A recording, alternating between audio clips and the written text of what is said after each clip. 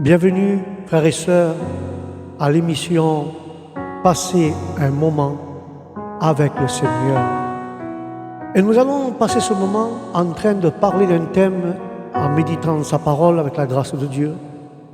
Et nous allons parler d'un thème que j'ai titulé « Soyez déterminés jusqu'au bout ». Alléluia. Soyez déterminés jusqu'au bout. Nous savons, frères et sœurs, que notre détermination, notre foi et notre persévérance, et nous voyons que ce sont les ingrédients nécessaires pour la sauce du succès. C'est la sauce du succès dans notre vie ici-bas sur terre. Nous avons vu plusieurs étudiants, plusieurs prophètes s'étaient inscrits à l'école des prophètes d'Élie. Mais un seul fit la différence, c'était Élisée. Alléluia. Un seul a fait la différence, c'était Élisée. Alléluia.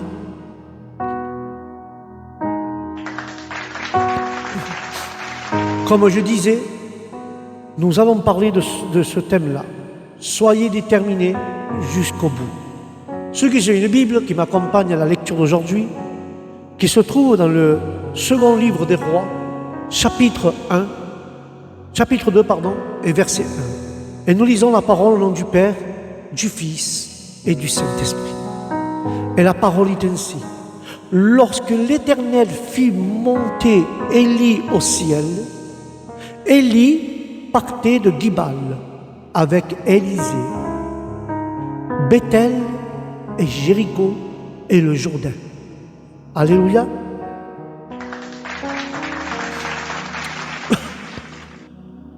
Là, nous voyons, frères et sœurs, que le Seigneur avait averti Élie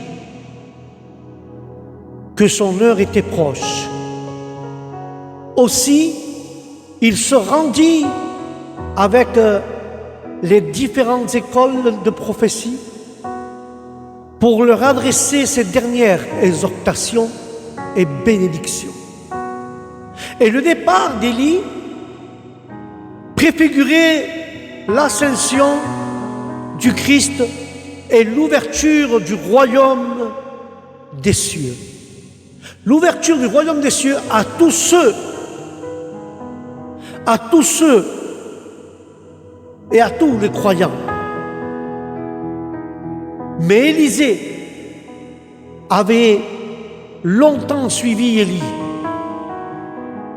et il ne voulait plus le quitter. Il ne voulait même plus le quitter. Et maintenant qu'il entendait il était en train d'attendre sa bénédiction d'adieu, puisque ceux qui suivent le Christ ne pas faiblir lorsque sont enfin fatigués, ne pas faiblir au milieu de votre fatigue. Jadis, les eaux du Jourdain cédèrent devant l'arche. Mais aujourd'hui, frères et sœurs, elles cédèrent devant le manteau du prophète. Un signe, et nous voyons un signe de la présence de Dieu. Car lorsque Dieu emmène ses fidèles au ciel, la mort et le Jourdain qu'ils doivent traverser, ils trouvent le moyen du Christ a fendu ses eaux, afin que les rachetés du Seigneur puissent les traverser au nom de Jésus.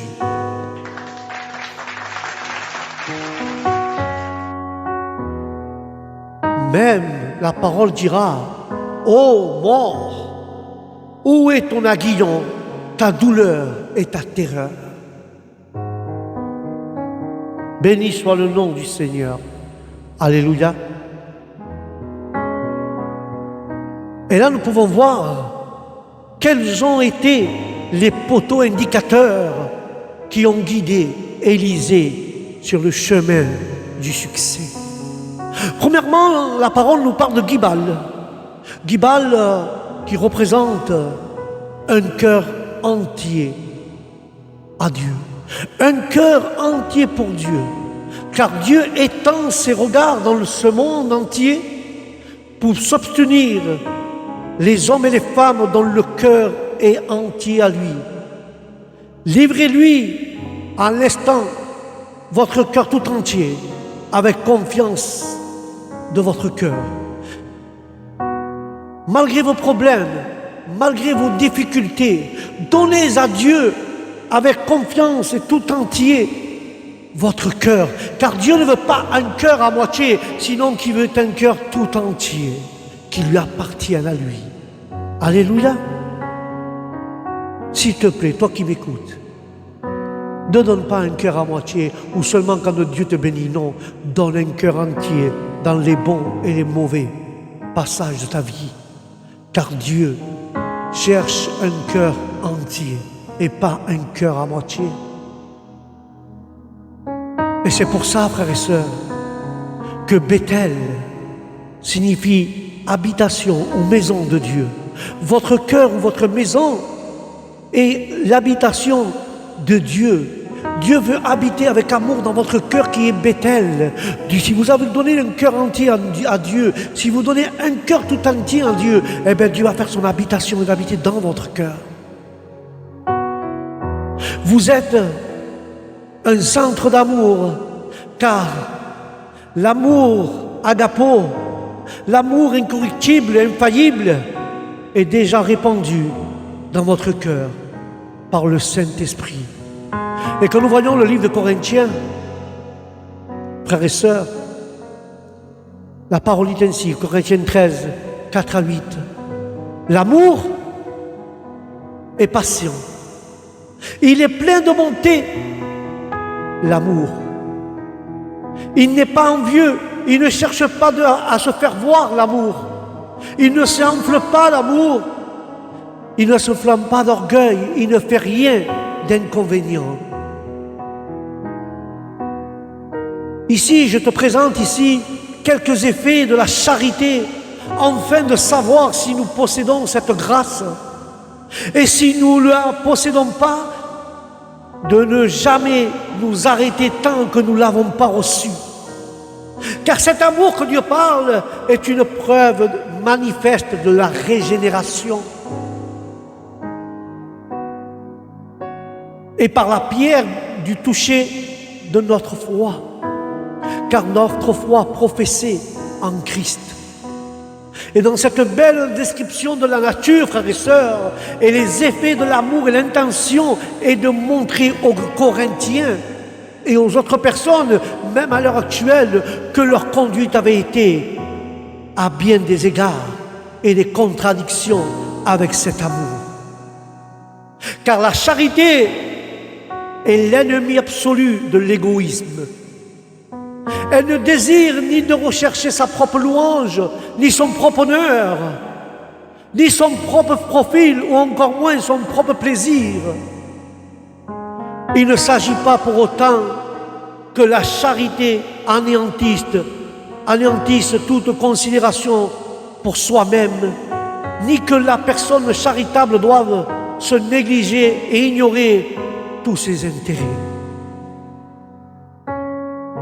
Mais la charité, frères et sœurs, ne recherche jamais sa propre intérêt au détriment d'autrui, ni ne néglige d'autrui.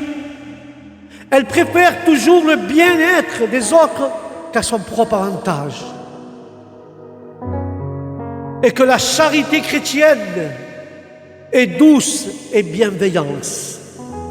Et que le christianisme d'aujourd'hui serait excellent pour le monde si ses adeptes étaient davantage guidés par ce principe divin qui prêterait attention et qui mérite au commandement sur lequel son auteur béni a mis l'accent. Mais demandons-nous si cet amour divin habite-t-il dans nos cœurs, car ce principe guide-t-il nos relations avec autrui? Sommes-nous prêts à renoncer à nos ambitions d'égoïstes? Voici un appel, frères et sœurs, à la vigilance et à la diligence et à la prière au nom de Jésus. Mais le livre de Romains 5,5, frères et sœurs, parle que c'est pourquoi l'espérance ne trompe pas. Car l'amour de Dieu est répandu dans nos cœurs par le Saint-Esprit qui nous a été donné. Et là, nous voyons, à travers ce verset biblique de Romains, un changement bienheureux s'opère dans la condition du pécheur. Lorsqu'il devient un véritable croyant, quel y fut auparavant, justifié par la foi, il est en paix avec Dieu. Le Dieu saint et juste ne peut être en paix qu'avec un pécheur tant qu'il est sous le poids de la culpabilité. Car la justification efface la culpabilité et ouvre ainsi la voie à la paix au nom de Jésus.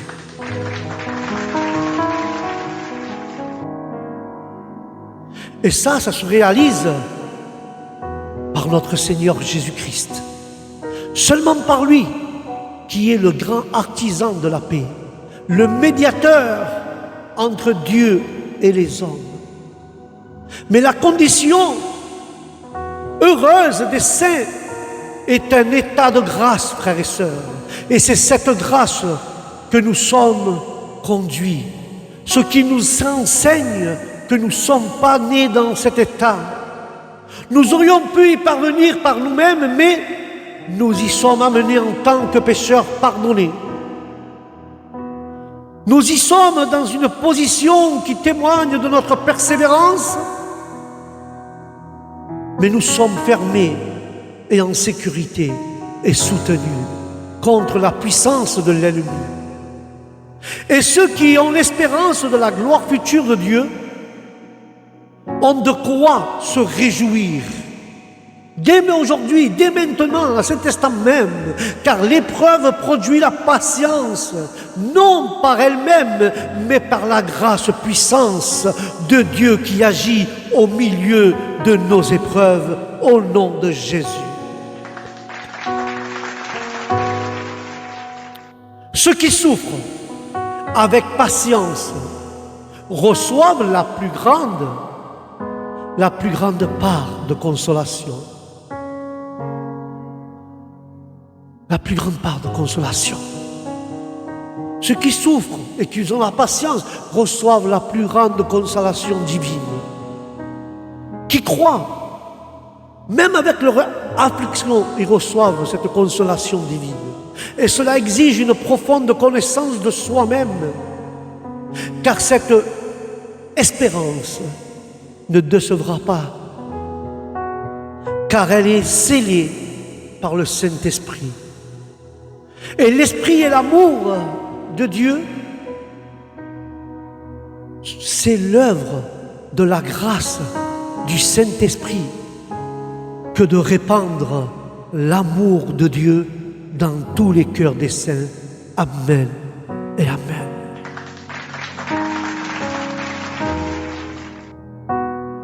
C'est pour ça, frères et sœurs, nous devons avoir cet amour dans notre cœur. Nous devons l'avoir, frères et sœurs,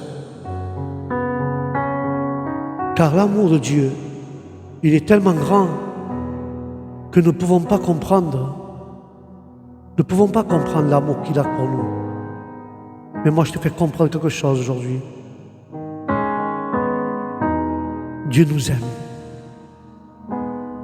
Dieu nous aime, frères et sœurs.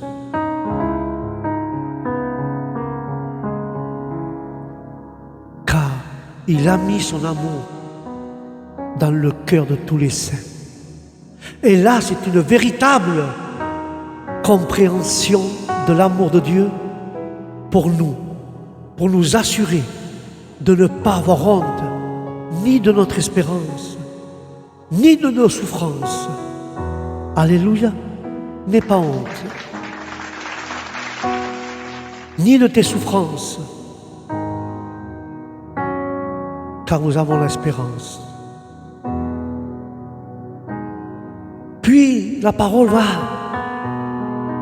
comme j'ai dit, Bethel parle de l'habitation de Dieu, car notre cœur est le centre d'amour que Dieu a mis, un amour incorruptible, infaillible, déjà répandu par le Saint-Esprit. Car nous sommes incarnés par l'amour de Dieu. Alors nous devons manifester, frères et sœurs, cet amour sur notre chemin en tout temps et en toutes circonstances. Car la parole parle aussi de Jéricho. Il est temps de renverser les murailles qui s'opposent à notre progrès. Car le Jéricho de notre vie, frères et sœurs, ne sont pas des cités imprégnables. Vous avez de puissantes armes dans votre possession pour renverser les murailles qui ont pris d'assaut votre cœur. Nous devons détruire ce qui empêche que l'amour de Dieu rentre dans nos cœurs. Mais la parole dit, remplissez votre cœur de joie et votre bouche de louange, et poussez des cris de victoire, et votre Jéricho tombera au nom de Jésus. Car la parole de Dieu m'enseigne que nous devons remplir notre cœur de joie, remplir notre bouche de louange et pousser des cris de victoire, car Dieu fera tomber les murailles de Jéricho qu'il y a dans notre cœur pour que l'amour de Dieu rentre en nous et Dieu habite en nous et l'amour soit répandu dans nos cœurs au nom de Jésus de Nazareth.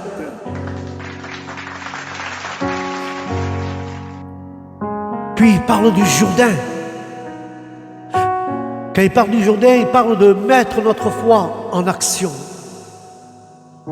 Nous devons détourner les regards des eaux tumultueuses de notre Jourdain et lever les yeux vers l'auteur et réalisateur de notre foi qui est Jésus. Parlez à ces eaux. Parlez, frères et sœurs, à ces eaux. Elles se partageront pour vous laisser continuer le voyage vers la destinée. Nous devons prier, parler avec Dieu pour que Dieu sépare les eaux et nous fait un passage pour pouvoir voyager où Dieu nous attend. Et comme Élisée, frères et sœurs, comme la parole dit, Élisée, dans 2 Rois, à partir du chapitre 2, versets 9 à 12, parle de cette plénitude, comme j'ai dit, du Jourdain, cette source de toute leur existence pour les prophètes et les apôtres, existe encore depuis le temps ancien. Et il nous est demandé de la solliciter en abondance, car c'est une aide d'assidu à Élie.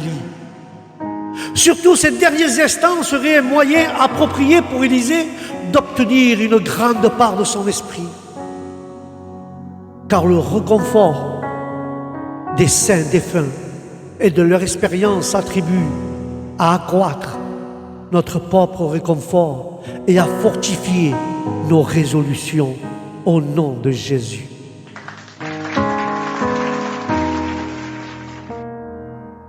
Et là, nous voyons que Élie est emporté au ciel dans un char de feu. Et nombreuses sont les questions qui pourraient être posées à ce sujet, questions auxquelles il serait impossible de répondre, qu'il nous suffise de rapporter ce que son Seigneur, à son arrivée, le trouva en train de faire. Il était plongé dans une conversation profonde d'encouragement en guidant Élisée au sujet du royaume de Dieu parmi les hommes. Nous ne trompons pas, frères et sœurs, si nous pensons que la préparation au ciel ne s'accomplit que par la contemplation et les actes de dévolation, car le char et les chevaux semblaient être de feu, encore une chose des plus glorieuses, non pas pour brûler, mais pour rayonner. Par la manière dont Élie et Enoch furent enlevés de ce monde, Dieu préfigurait la vie éternelle, révélée par l'Évangile.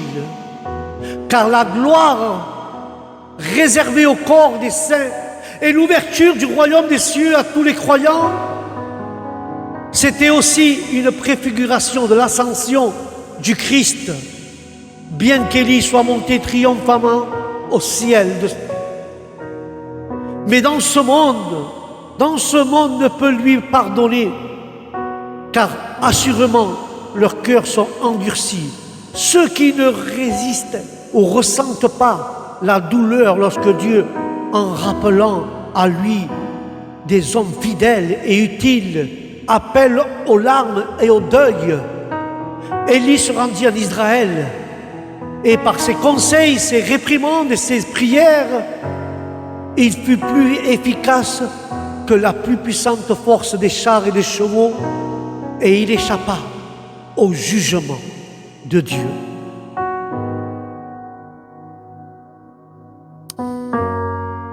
Car le Christ lingua à ses disciples son précieux évangile tel que le manteau d'Élie, une manifestation de la puissance divine exercée pour renverser la domination de Satan et établir le royaume de Dieu dans le monde.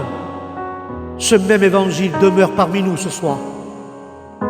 Même si les miracles ne s'accomplissent plus, s'il conserve la puissance divine pour la conversion et le salut des pécheurs, mais rappelons-nous,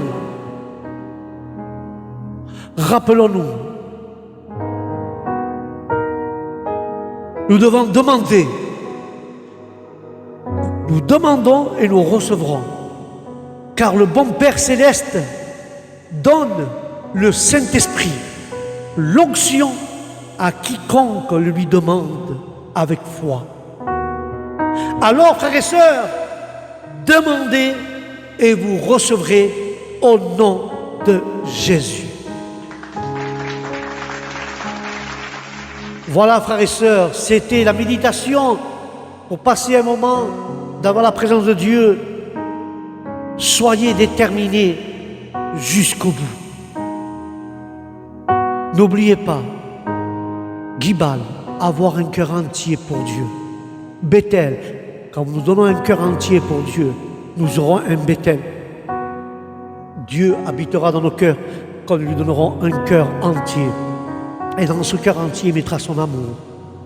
Mais pour que l'amour de Dieu jaillisse en toi, il faut renverser les murailles qui t'empêchent de recevoir cet amour. Le Jéricho de ta vie, pour que les murailles de ton Jéricho soient détruits, pour que l'amour de Dieu soit en toi et habite en toi.